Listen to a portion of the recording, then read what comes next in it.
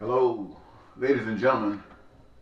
This is Eddie Marcus again, and I am your spokesman and advocate of basic human rights for all people. So glad to be able to come before you this day and share with you what I have. I must say, ladies and gentlemen, that it's amazing how well you can learn things when you want to learn, and how the opportunities are just waiting for you to learn everything that you can possibly learn when you're willing. I have spent quite some time talking to you about basic human rights for all people.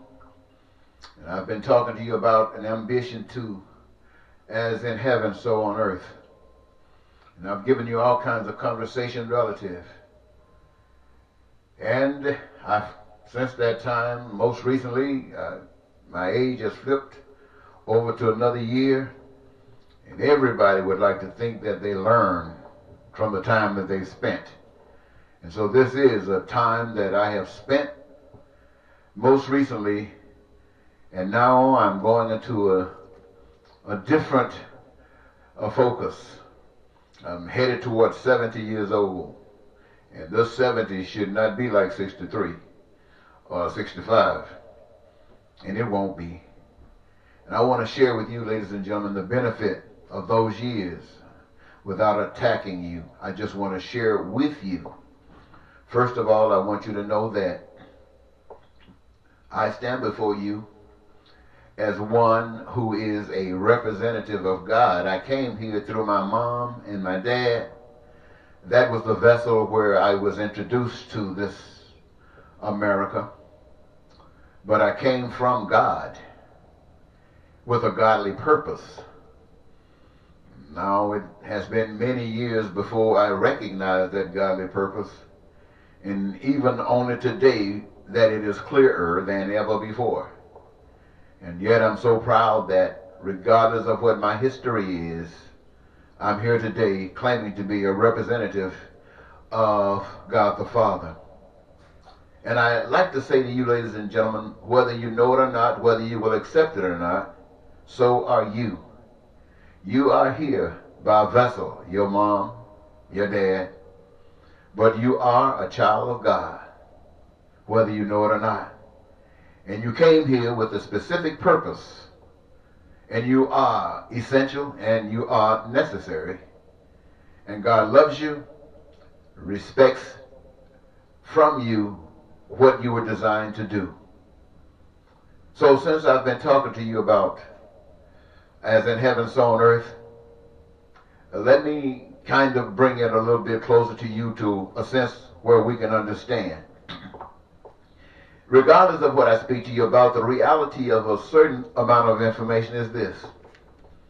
The United States, and not only the United States, but wherever humans reside, there is an abundance of hatred. There is an abundance of racism. There is an abundance of bigotry. There is an abundance of crime and violence and poverty. There is abundance of lying and cheating and stealing and killing. There is an abundance of deception. And all of these together represent the force behind human existence as we understand it today. And it causes much pain, it causes much suffering in every dimension.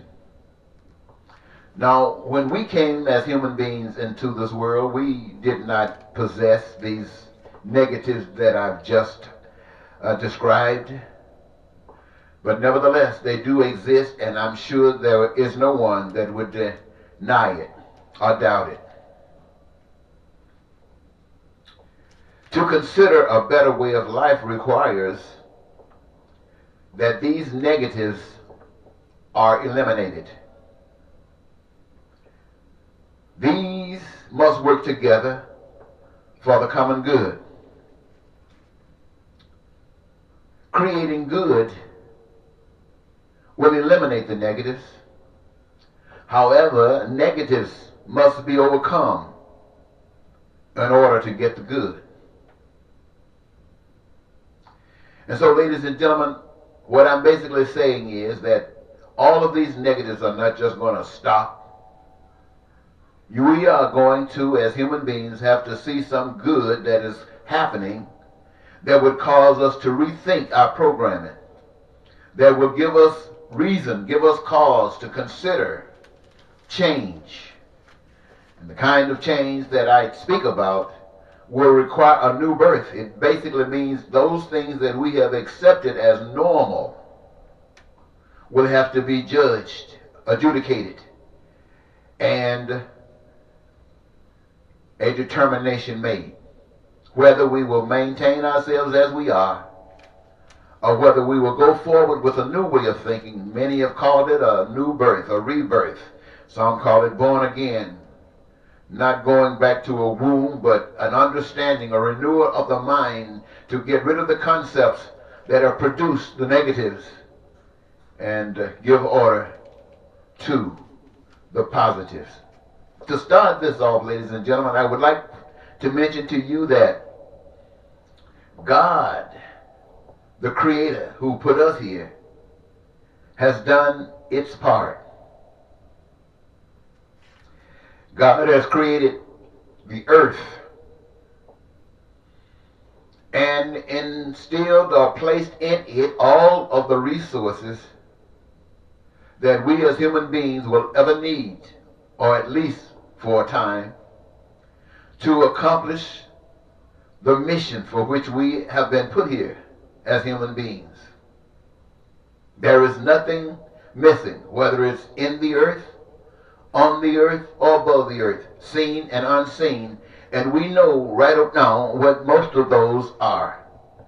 Some of us do, some of us don't. Nevertheless, they do exist as we ourselves exist, with the components and abilities to utilize that which God has given us, to extract from those resources instilled in the earth, to meet the common needs, the necessary needs, those needs that are essential for every human being for its survival.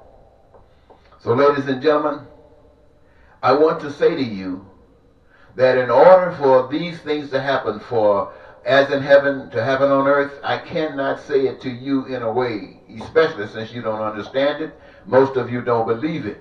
So this has to be considered an educational process. And I'm not talking about the one that is to get your soul into heaven, but to get you to experience here on this earth, in this life, heaven. When you went to the polls to vote in 2016, you heard that you had before you two representatives, one Republican and one Democrat, one conservative and one liberal. They were the forces that were put before you because when it comes down to the operation of the United States of America and its social and economic system, these are the two parties that have been established. And you have not recognized that they were two sides of the same coin. You see, this, my friends, Republican and Democrat, they represent that system that is responsible for all of the negatives that I've mentioned to you before. Now, many of you have said that Donald Trump and Ms. Clinton represented evil, and you voted for what you consider the lesser of two evils. But I want you to know, ladies and gentlemen, that it is much deeper than that. This was not really about Donald Trump or Ms. Clinton. This was about the Republican Party and the Democratic Party. They represent evil. And so when you were voting for what you thought a representative, you were voting for the lesser of the two evils of the system. You didn't know it, but you were actually saying that the American system is evil. You were acknowledging that the American system is evil.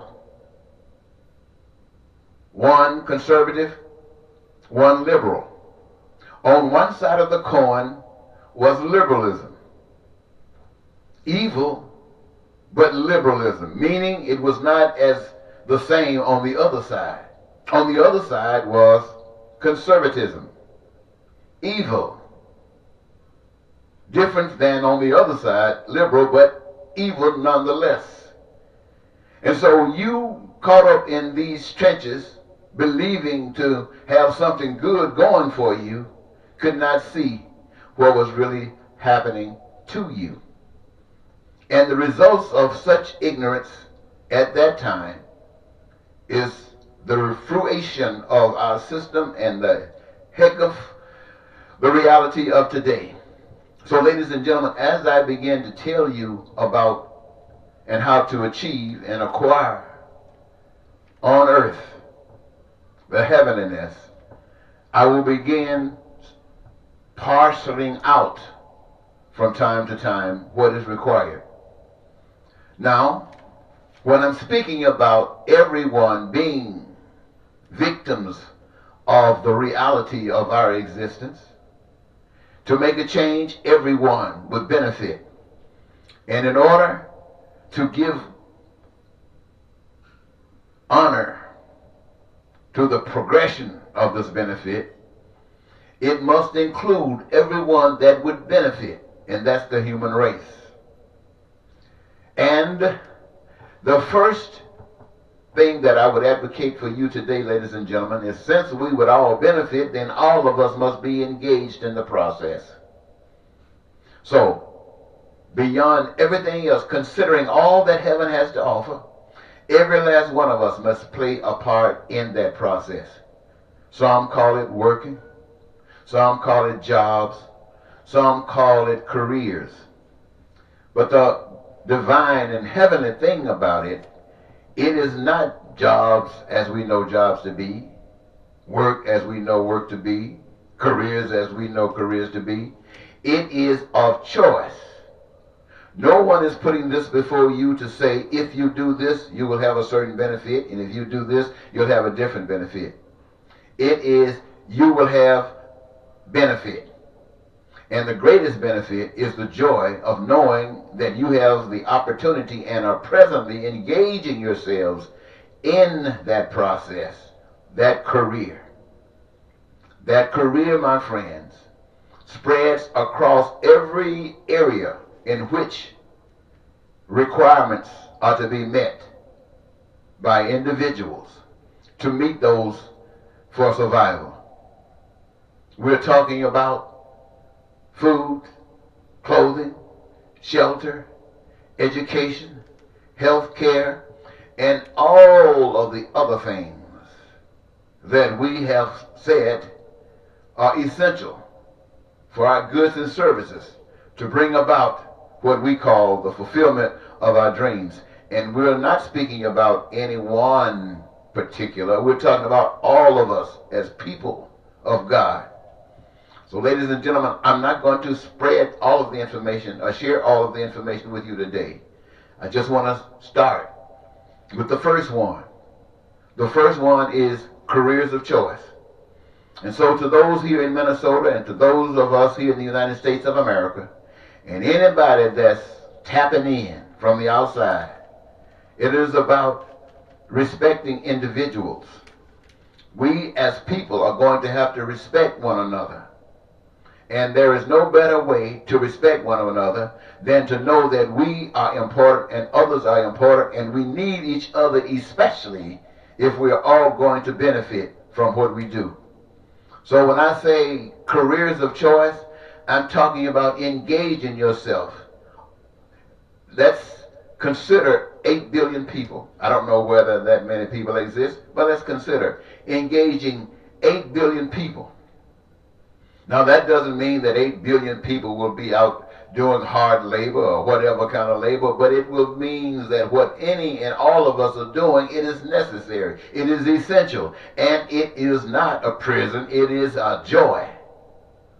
So I want us, ladies and gentlemen, to consider, before I come back to you probably later or the next time you get a posting, consider how is it that the 300 million people in the United States of America can go from the system now that we are engaged in to a system that allows every last one of us to participate in a career of our choosing that gives us our greatest joy. Until we can do that, we can't go any further. I, by the grace of the Almighty, have been given an idea, but it's just what God has given me. I need you to think, to want, to desire. I need you to ask God, how is it? How is it that in a nation where so many people suffer, in a nation where so many people are unemployed or don't have access, how is it that we can come up with a plan that would address this, putting every American in a career they're choosing? We know for a fact that we won't get that with politics. We won't get that from the current system. We will not get it from Democrats or Republicans, man or woman, black or white. It will not come, for it can only come by the original plan, which is the plan of God. So when you're seeking, my friends, do not go deep inside of yourselves trying to see how you could do it. Ask the Spirit, how does God want you to see it? Therefore, you will be able to recognize that this is not your doing, because it will be so much different from you. But it will represent something outside of you. And my whole message to you, ladies and gentlemen, is about God, the Lord God Almighty. So until next time, I want you to focus. Every organization, every individual, every church member, every representative, I want you to think about it.